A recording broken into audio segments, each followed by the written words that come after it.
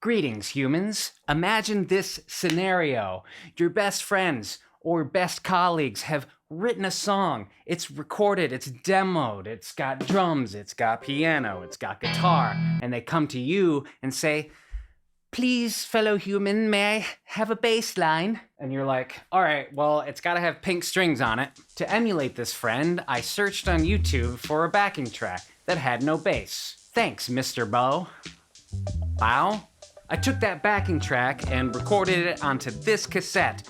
Why? Well, look at the name of this channel. That should tell you everything you need to know. If you're watching this channel, you're probably a music nerd, so you already know that the bass line, whether it's played on a bass or a synth or tuba, is like the glue of the song. It can be the glue and it can be a prominent part as well. You're all set up, you're ready to play, but you clicked on the title of this video before you even begin to write a bass line. This is the number one thing you must always do. Listen to the track that was sent to you. And when I say listen, I mean turn the volume off your bass or your keyboard, unplug it, just listen to the track.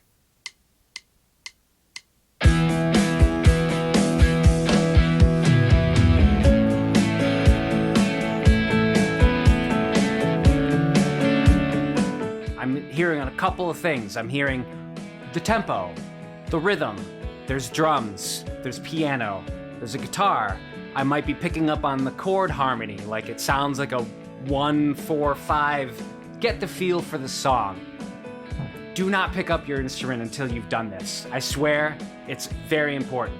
Now that you've had an instrumentless listen, let's patent that, instrumentless listen. Turn the volume up.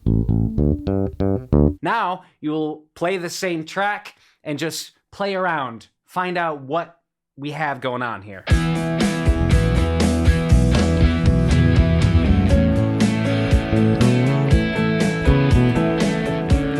not in tune.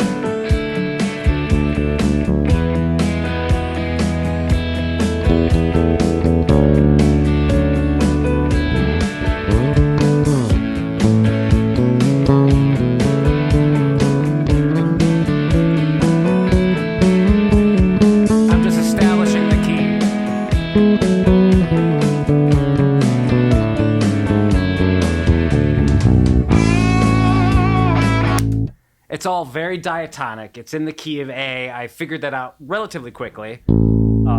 So now we're ready to start writing a bass line. A word that I value very highly is contrast. Contrast can be rhythmic contrast, melodic contrast, harmonic contrast, vibe contrast, astrological contrast. I don't know, but you know what I mean? Like, it's a good instinct to play with people and to mimic them, but more often than not, great parts, not just bass lines, are founded in playing off of someone. Call and response, contrast. So, while the guitar is chugging away at these eighth notes, I'm gonna break up that rhythm and let that snare, to let that backbeat go.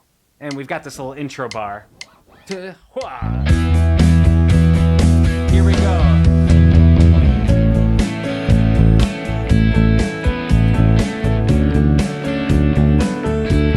This part is contrasting with the guitar and with the drums. It's letting that snare drum really, really come out. If this bass line is your starting point, and don't worry, we'll get to some other ideas in a second, that can build. And the obvious place to build it is like towards the end of the song, join the guitar and lay on those eighth notes.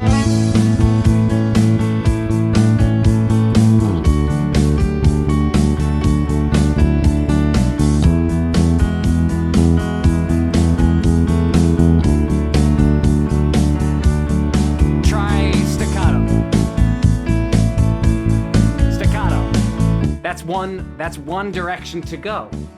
Maybe the songwriter's like, yeah, that's kind of fine, but you're just kind of playing root notes. The second form of contrast is we dictate the chord. We can change our note choice. Now, what I'm gonna do is the first time around, I'm gonna play the roots so you can hear that straight up. And then I'll mess with it a little bit. So let's hear what that sounds like. Roots.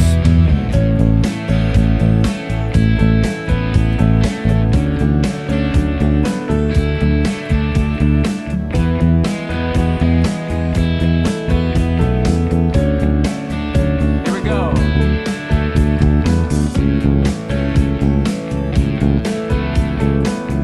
You know, everything in this track is simple, and changing the bass note is something that's so simple to do.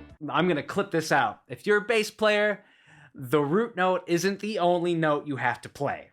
Get familiar with playing the third. I'm just gonna play this again where I'm starting on the third of every chord, and I'll try to make it musical, but here, check this out. With exception here.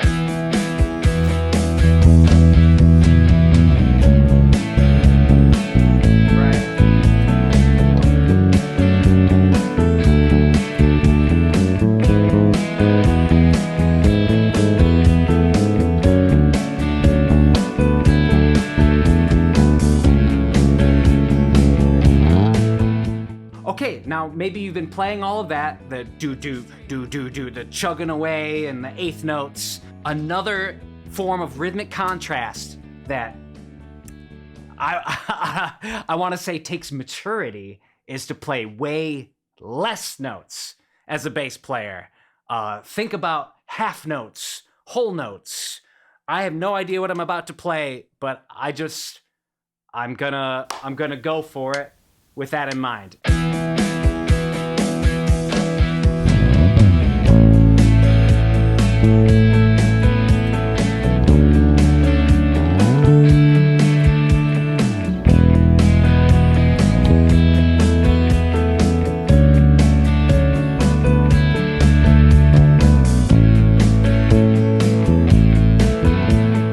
That is another tool in your toolbox. Go the opposite direction with rhythm. Play longer notes, especially as a bass. It's powerful, very powerful. Sometimes the most powerful note you can play as a bass player is a fucking whole note.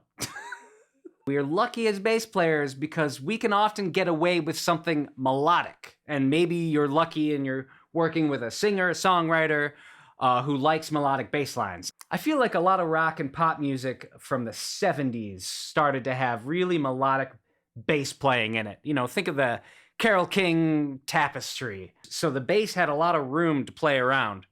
And for that, you know, I've got an aggressive tone right now. I think I'm gonna roll the treble back all the way. Maybe even the mids. And then crank the bass right here.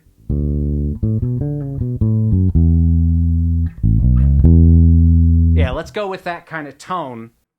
I'd love to talk about tone in this video, but I'm not going to. That's too much information to cover. So just follow my channel, subscribe, visit me on Patreon. A lot more in-depth stuff with patrons, and I also have been making a new piece of music every week for patrons, so you should go check that out because it's fun.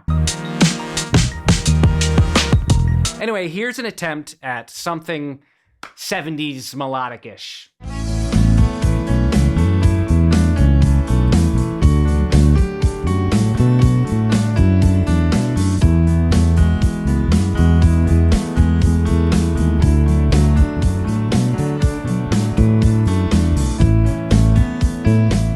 The best thing you can do as a musician in general and as a bass player is number one, listen, listen, listen. Number two, know the notes that you can play. And then number three, contrast, contrast, contrast. With that, as always, is peace. Be good to each other.